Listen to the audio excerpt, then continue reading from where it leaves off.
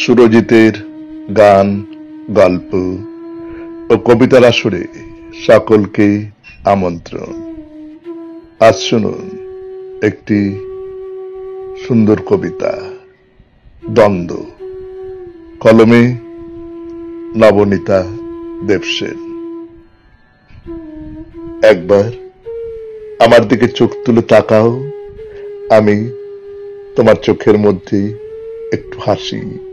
সে হাসির আদরেই তোমার চোখ কাঁপুক, তোমার চোখ কাঁপুক, তোমার চোখ লাজুক।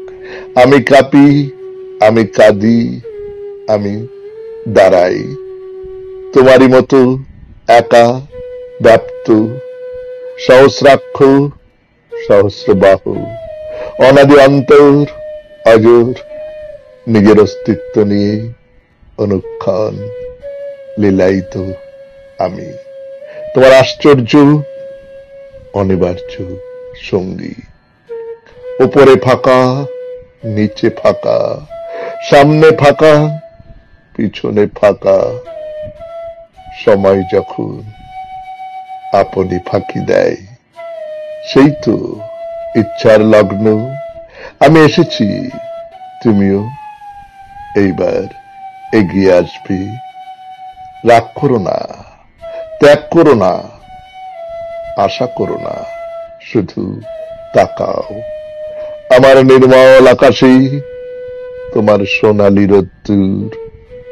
ভয় করো না, জয় করো না, ছল করো না, শুধু তাকাও তোমারই মতো উজ্জ্বল আর নিষ্ঠুর, দর্পিত আর মায়াবী, পবিত্র আর করুণ আখির অরণ্যে শ্রাবণের বৃষ্টির মতো তাকাও, ভৈরবী স্বপ্নের মতো, বৈরাগী মৃত্যুর মতো নিশ্চিত।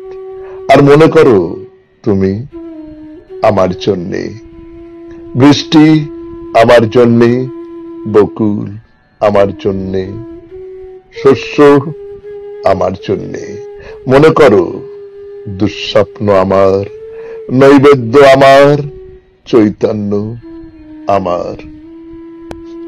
আর তখন আমি তোমার হই, তখন আমি তোমার হই।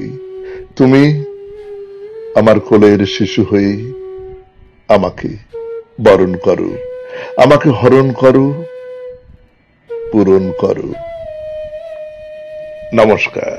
এতক্ষণ শুনলেন কবিতা দ্বন্দ্ব, কলমে নবনীতা দেবসেন, উচ্চারণে সুরজিৎ দাস, বাঁশিতে ধ্রুবভর এবং সমগ্র অনুষ্ঠানটির সম্পাদনায় সুরজিৎ দাস।